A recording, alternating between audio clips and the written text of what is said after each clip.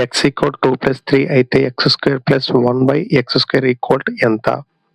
ఈ ఎక్స్ను మనం 1/x రాసుకుంటే ఈ ప్లస్ మైనస్ అవుతుంది, మైనస్ ప్లస్ అవుతుంది. 1/x equal 2 minus √3. ఇక్కడ ఎక్స్ స్క్వేర్ ఇచ్చాడు. ఎక్స్ అంటే ఎంత? 2 plus √3 whole square plus 1/x square. 1/x అంటే మనకి ఎంత ఇచ్చాడు ఇక్కడ? 2 మైనస్ √3 హోల్ స్క్వేర్. ఇది a plus B whole square రూపంలో ఉంది. ఇది a minus B whole square రూపంలో ఉంది.